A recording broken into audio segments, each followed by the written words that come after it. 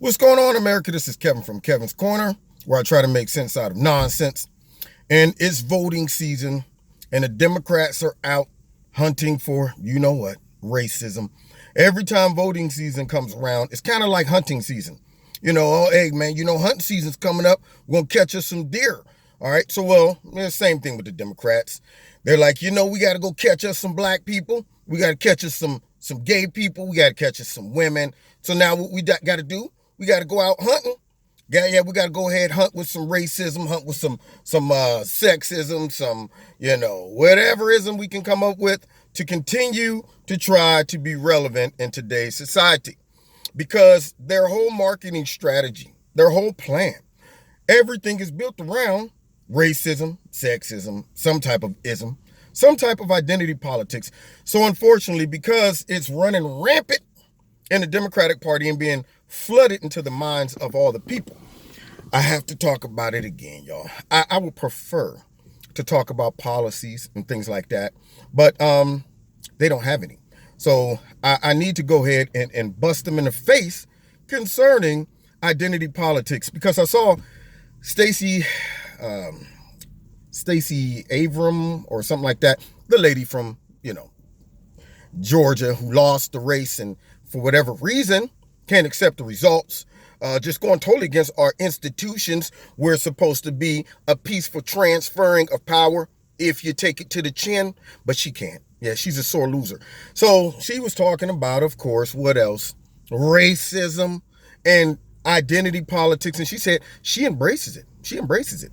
And, I looked at the two parties, the Democrats, Republicans, and both parties have their issues. But one thing I can say about the conservative party, nobody has to get up and make an argument by using social divisions between race, sex, women. Most conservative politicians talk about policies, how they will benefit you or not, how they're going to benefit society or not.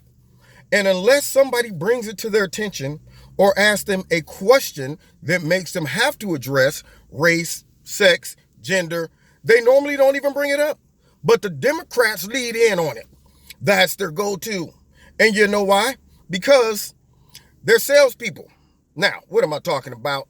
First things first, only reason people buy stuff is either for necessity or for desire, okay?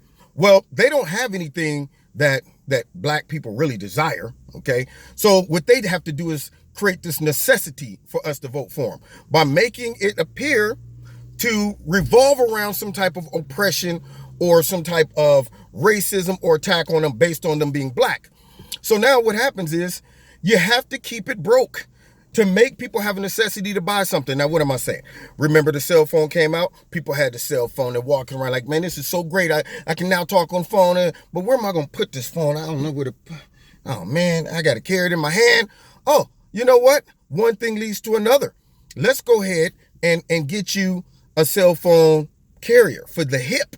Oh, great. This solves a problem. Okay, but see, we want problems to continue because every time another problem arises, it makes you have to come back and buy something else.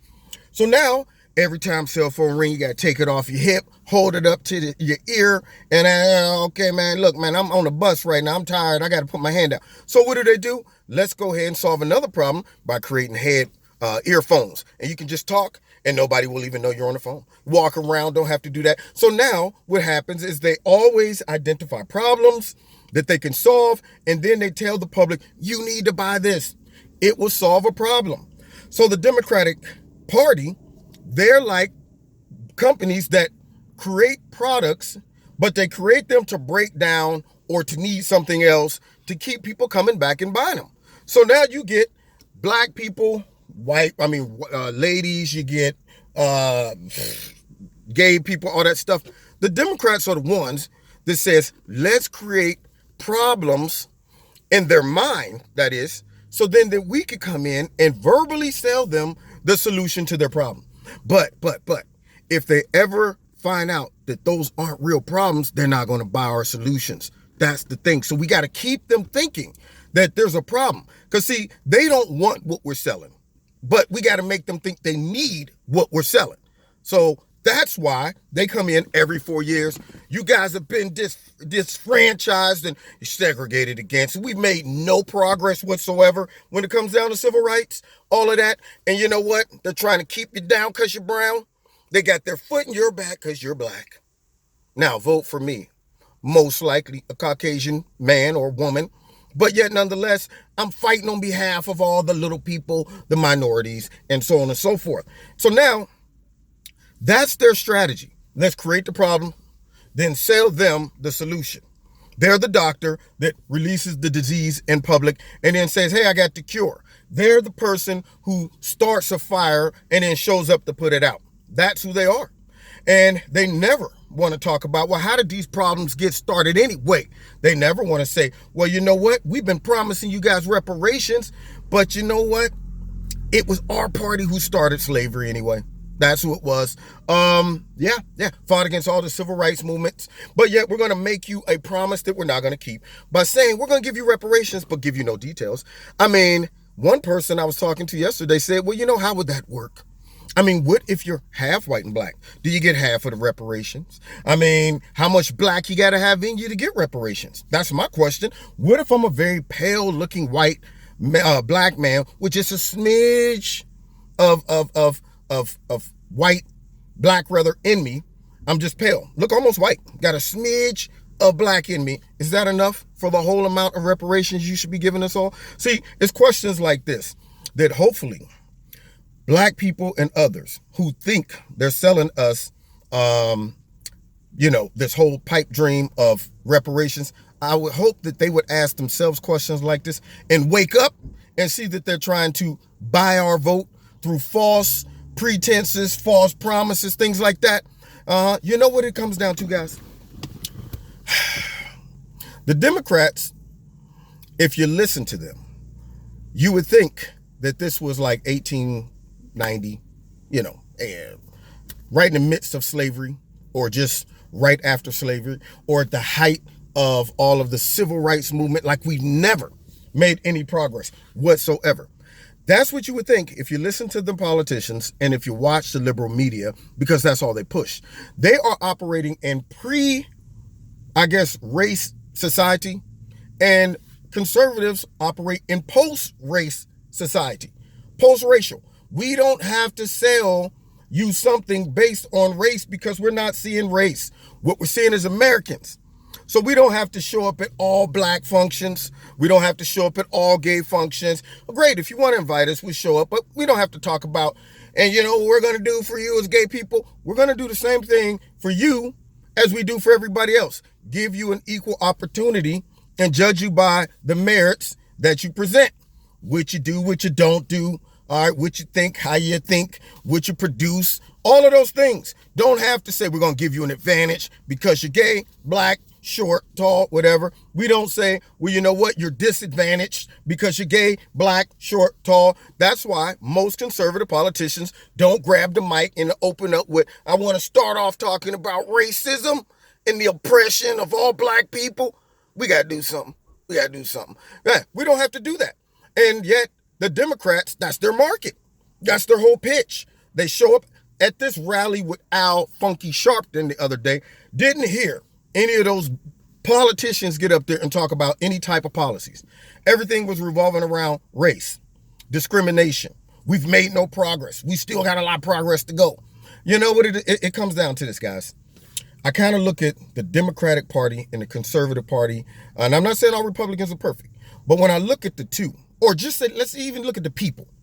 When I look at all the liberals, and I'm talking about not moderates, I'm talking about the loony left who's walking around identifying all types of problems. You know why they're doing that? It's because they're chickens. Now, what do I mean by that? Chickens keep their heads down all day trying to find little teeny drops of corn or whatever on the ground. So the Democrats just spread all this little bit of corn all over the place, and chickens walk around doing this. But you know what? Conservatives, they don't walk around down there. Like, we're eagles. Eagles fly above. Eagles see everything from a wider perspective.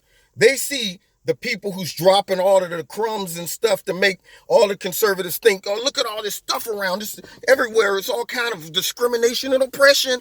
And the egos are going, y'all don't see that person with that bucket just sprinkling racism into the yard and all types of segregation and discrimination ideas and thoughts and narratives out there while y'all are busy chasing all the little corns around. The egos are flying above it. The egos are looking down like, man, we eat finer things. We're not going to sit there and let the farmer just keep us in a cage and keep us distracted with little corn droppings all over the place. We're flying high. We're looking down like, what is all of this stuff that you guys are being fed?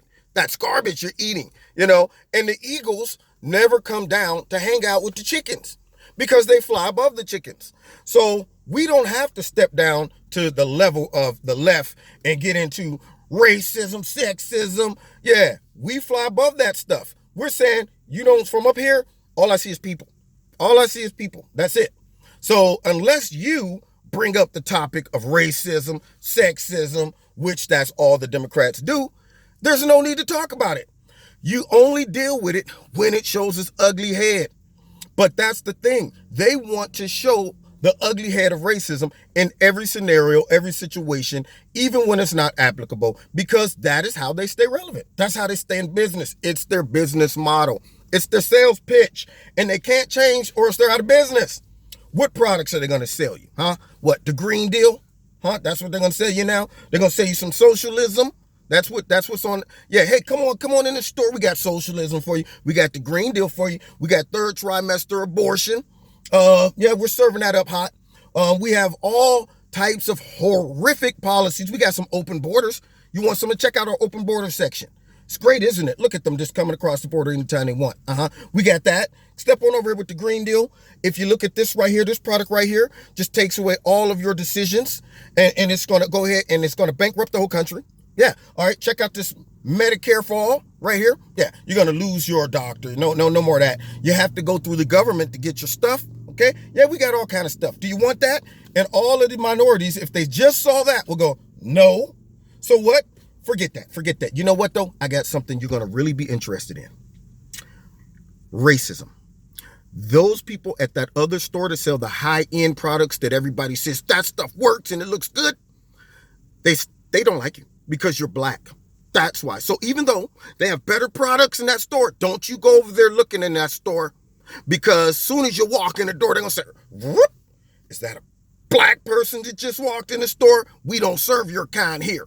And that's what keeps people shopping at that big racist store that they sell all that garbage at. See, no real products at all. Now, you've been listening to Kevin and Kevin's Corner. Don't forget, y'all, operate post-racial, please. We got to do this Operation Post-Racial. Got to indoctrinate the society that we're not still in slavery. And secondly, be an eagle. All right, not a chicken. Now, you've been listening to Kevin and Kevin's Corner. I hate to have to address this stuff and expose their garbage. Stacey Abrams, identity politics, that's right in my frontal lobe. I mean, we need that stuff. Yeah, we need that stuff. Anyway, all right, God bless you. Check me out every Wednesday night, 7:30 live in Kevin's Corner on YouTube and also my radio blog talk show. Don't forget to hit like, share, subscribe, and the notification button. And check out Extreme Tees. The link is in the bottom of this video. See the quick finger. Yeah, go down there, check it out. If you like something, put my name in the promo code Kevin. You'll get a 20% discount. Don't forget, if you want to support Kevin and Kevin's Corner, since like my last 5 videos have been demonetized for some reason. I don't know why. Maybe it's because I'm exposing the tactics of the Democrats. Most likely YouTube doesn't like that. But anyway, if you want to donate to Kevin and Kevin's Corner, there's a link in the bottom. Do that as well.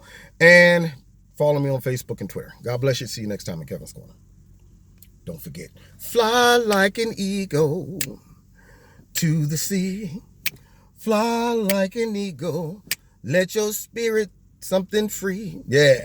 Time keeps on slipping into the future. All y'all gonna be downloading that tonight. Yeah. Fly like an eagle to the sea. God bless.